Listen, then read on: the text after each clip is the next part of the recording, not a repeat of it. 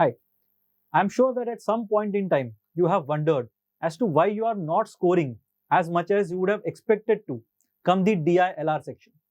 So in this video, we are going to discuss some of the most common traps that people fall into when it comes to the data interpretation and the logical reasoning section. So the first thing that we are talking about is something that I have termed as Laestrygonians and Cyclops. Now, Laestrygonians and Cyclops are mythical creatures, and they are the members or they are the elements in this poem called Ithaca, wherein it is said that your mind carries these devils or these evils that are there and it sets them free in front of you. So, Laestrygonians and Cyclops stand for those preconceived notions that all of us have when it comes to this particular section. So, all of you would have seen that there are very difficult DI sets that are there. All of us are very scared of tables, charts, graphs, wherein there are a lot of elements that are present. Now, if you look at this particular chart that was there in CAT 2018, it looks extremely devilish and it looks almost impossible for you to grasp all the data that has been given here and this question that needs to be solved. But then again, if you look at the entirety of CAT 2018, this was the easiest set that was there in this particular slot. In the next slot, there was another graph or another chart that appeared something like this. And there were additional conditions that were given to you in terms of something being greater than plus 10, minus 10, or greater than 10 or less than 10. So all those conditions were to be considered before you answered questions. And if you look at another of these charts from CAT 2019, there was this hexagon that was there, which had a differential scale in terms of cost, reliability, reach, and so on. And there were a lot of data points that were given to you, colorful diagrams, all of them. So these diagrams are the ones which a lot of people are scared of. But if you look at it, these were the easiest sets in these respective slots. So the first thing you have to understand is you should not go to the test with preconceived notions, wherein what happens is you might feel that data interpretation is something that is very difficult because it involves a lot of numbers and a lot of calculation, which you might not be good at. But then again, these questions could easily be the ones that you should have attempted in that particular slot to maximize your score. Same thing goes for logical reasoning as well. If you are someone who is really scared of logical reasoning questions because they involve a lot of arrangements and a lot of visualization, you might be in for a shock if there is a question or if there is a set that is much easier than what you had expected. So it's very important for you to not carry these evils in your head before you go for the test. Decide only when you see the question whether it's easy or difficult. If you think that all DI is difficult, there are these three examples for you. If you think all LR questions are difficult, there are more examples that are there. If you think that mathematical reasoning questions are the ones that you're not comfortable with, there will be more examples for that as well. The whole point of this trap is that you should not fall into the preconceived notion trap wherein you are deciding before you go for the test what you will be attempting and what you will not be attempting. So that is the first thing that you need to be extremely careful about. The next trap that I'm going to talk about is in terms of set selection. A lot of us are not really aware of what exactly are our limitations and what exactly are our strengths. So we tend to overestimate our abilities in most scenarios. Now, if you are someone who is targeting an 80th percentile, let's say for example, it's okay for you to attempt 4 questions or almost a set with 100% accuracy. For that, what you need to do is you need to figure out that one set that needs to be solved accurately. If you do that, your job is done. And anything you do beyond that is going to be a bonus. Now, because I am targeting just one set out of the 4 sets that will be available to us, what we have to focus on is the selection bit. So it's okay for you to go through all the sets, write down the basic information that you can figure out from the set, draw a table or a chart or whatever it is that will take you towards the solution by using the first 8 to 10 minutes of your section. So you can spend the first 8 to 10 minutes figuring out which is that one set that will give you the best return and then focus your entire energy on that particular set. Similarly, if you are looking at a 90th percentile in this particular section, then it is recommended that you solve one set in its entirety with 100% accuracy. For that, what you might want to do is you might want to look at 2 sets that you intend to solve one set completely, and you may want to attempt a couple of questions from the second set as well. Now then, your set selection will be slightly easier compared to the first scenario, and you will have to give 6 to 8 minutes to make sure that you are selecting the right 2 sets that will help you get to your 90th percentile. Similarly, if you're looking at a 99th percentile, then in that case, your job will be to eliminate that one set which seems to be the most difficult one. So out of 4 sets, in most probability, you will have to solve 3 sets. You will have to get 50% of the overall marks. And to do that, you will have to attempt 2 sets with cent% accuracy, or you might want to have 3 sets in consideration, out of which you are going to solve 2 sets completely.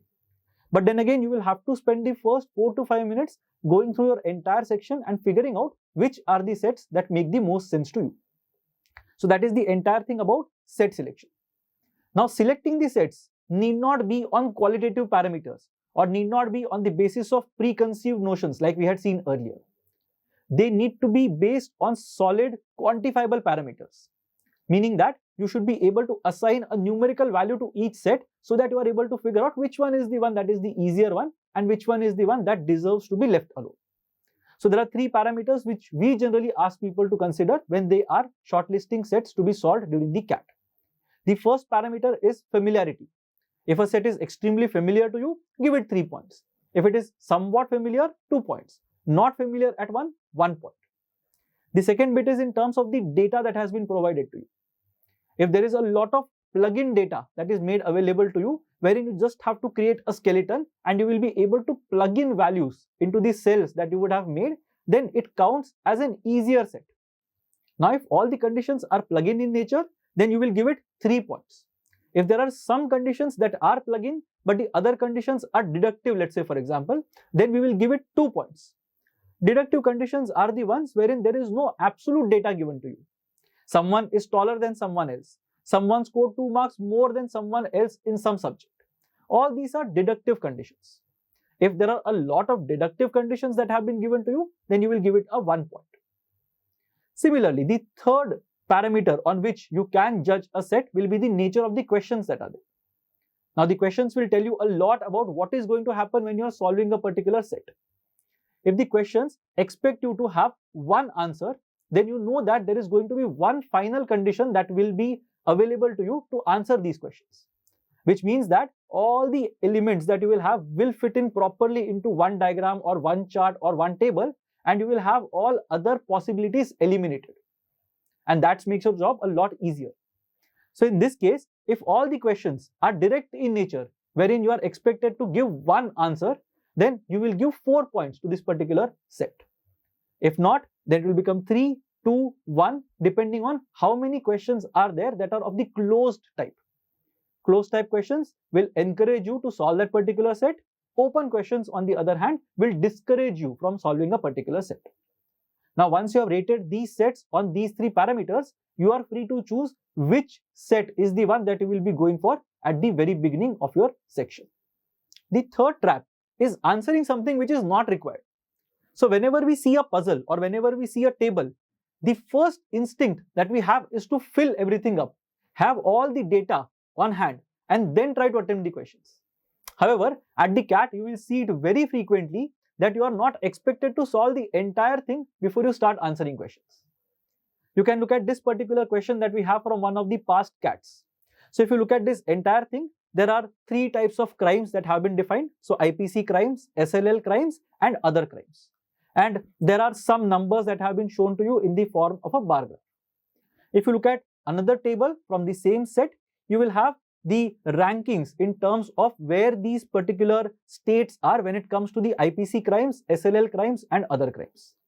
There are a few blanks there, and we will be extremely tempted to solve this entire set using the conditions that have also been given to you and figuring out which state is ranked where in a particular crime type. But if you look at the first 2 questions of this particular set, the first question is, what is the rank of Kerala in the IPC crimes category? And if you just rewind this video a bit and look at the first chart that I had shown you, you need not even have looked at anything else to answer that particular question. It was that straightforward. Similarly, in the 2 states where the highest total number of cases are registered, again that question could have been solved on the basis of the first chart itself without even figuring out where exactly are the states in terms of the ranks across the various crime categories. So this is something that you need to be mindful of when it comes to the DILR section. You need to ensure that you are reading the questions properly before you start answering them.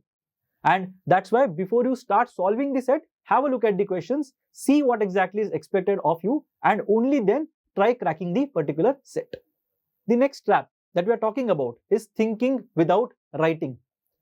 Now in this particular case, what happens is, because we are so used to solving puzzles and we are so used to not writing things on our sheet, what we do is we start thinking and try to visualize what all the different scenarios would look like. And then we fall into this classic trap wherein we are not writing down anything and we are trying to think and build layers upon layers of information, so many that we forget where we started from. And then you again start thinking about that particular question and the cycle repeats. After a point in time, you will realize that you have spent 5 to 7 minutes without solving anything. And you are again at the same place where you were before you started solving that particular set. Now, how to avoid getting into this trap? You have to ensure that within 60 seconds of idle time, wherein you are not writing down anything on a piece of paper, you have to move on. Because if you are not writing down anything, if something is present in the set that requires you to visualize so much that even after 60 seconds you are not able to figure a way out, then maybe that is not the right time to solve that particular set. So it's very important for you to move on very quickly without wasting any time if you find yourself not writing down on a piece of paper. Another thing that you have to be mindful of is considering the mutually exclusive and collectively exhaustive scenarios. So let's say, for example, there is a table around which 8 people are sitting, and you come across this situation wherein there are 2 possibilities that exist. Either A sits to the right of B or A sits to the left of B. Now, what you can do is, you can think about it in your mind and try to see, okay, if A sits next or left to the left of B, then what happens? If A sits to the right of B, then what happens? And so on. The second and more obvious thing to do will be to draw another chart wherein A is sitting to the right of B and put A to the left of B in the first chart, and then try to see where the solution takes you. So it's very important for you to figure out where you come across these MECE events, mutually exclusive, collectively exhaustive events, and make sure that you have separate diagrams for these events, so that you will not struggle in your mind and you will have something written down on your piece of paper. And again, if there is 60 seconds of idle time, you have to move on and you have to go to the next set or the next question without spending any time on this particular question. Also, you can solve interesting puzzles after the test as well. So the actual CAT is not exactly that point in time wherein you will sit and get intrigued by puzzles and spend a lot of time thinking about these puzzles. If you are not writing down anything on your piece of paper, however interesting the puzzle sounds, you will have to ensure that you are letting go of it, and maybe after the test is done and when you get the official paper, you can sit and solve that puzzle. It's fine. But during the test, don't let your ego come into the picture. Don't really let it take over practicality. Make sure that you're attempting as many sets as you require to reach your percentile, and only then you will be spending time indulging yourself into other sets that may be slightly beyond your grasp. The last step that we have is purely for casual readers who also have incorrect expectations when it comes to sets and the entire section in general. So for example, look at this statement. People who like A and B. Now this part is different from people who like only A and B. So a lot of people fall into this trap wherein they assume the former to be the latter and go ahead and solve the entire set. Now considering the frequency with which Venn diagrams have been appearing at the CAT, you will see a lot of people making these casual mistakes and losing out on easy marks. So your percentile can very well fall from a 90th percentile to an 80th percentile to a 60th percentile if you make a couple of mistakes in the most easy set of the section. So you have to be very careful when you are reading the data that is there. Similarly, when it comes to the questions, you have to be very careful as to what exactly is the question that has been asked to you. So if there is a question that asks you the average salary for engineers in thousands, then you have to ensure that you are marking your answer in thousands. So let's say your answer is 40,000. You will just mark 40 as your answer and not 40000. Similarly, if the question talks about the salary of engineers in general, then you will write your answer as 40000. In one of the previous CATs, there was an entire set that was based on this particular concept of average salaries. Throughout the set, people spoke about average salaries in the form of 5 LPA, 4 LPA, 6 LPA, and so on. And finally, when the question appeared, you were supposed to answer the question in its entire value. So you need not put 5 as your answer if your answer was 5 LPA. It should have been 5,0,0,0,0,0. And I know a lot of people who missed out on these 3 easy marks purely because they got stuck in the details that were given in the set and they were in the form of 5 LPA, 4 LPA, 6 LPA and so on. So make sure that you are reading the question carefully, you are reading the units carefully. And the last bit is in terms of having incorrect expectations from the entire set. So a lot of you might feel that you have attempted one set and because of that you deserve 15 marks. But just take a look at the nature of the set that you have attempted. Now if you have attempted a set that involves maxima and minima, what is the minimum time taken to reach from A to B? Or what exactly is the minimum number of trains that is required to service a particular route? Then you might be in for a shock when you see the actual answer. Because for you, the answer might be 40, let's say, but the actual answer might be 60.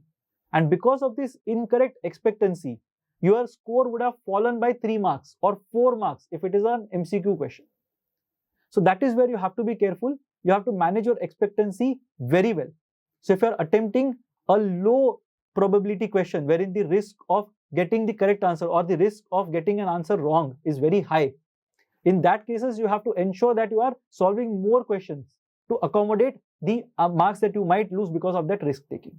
So make sure that your expectancy is in place. If you are attempting a lot of theta questions, you will have to ensure that you are attempting some MCQs to make sure that you are on the right track in terms of what is it that you're expecting from the section. Otherwise, you might end up attempting all theta questions, all 6 of them. Let's say if you're talking about CAT 2022, and then you might be in a rude shock if you get some 2 or 3 of them wrong, and you will fall to a 60th or a 50th percentile as well. So make sure that you are paying attention to all these traps that we mentioned, and whenever you come across a scenario wherein you are able to recollect one of these traps, just smile and move on to the next question or the next set without wasting any time. In case of DILR specifically, the amount of time that is sunk while not solving questions is going to decide how you fare at the entire section. If you spend a lot of time as sunk cost, then you will not exactly be able to score as many marks as you would have otherwise. And if you manage your time beautifully, you decide which sets need to be solved at the very beginning of the section and then stick to your decision-making process throughout the entire 40 minutes, I am sure that you are going to do an amazing job at this DILR section. I hope these traps were helpful to you in some regard. Stay tuned for more such content and wish you all the best with your test prep.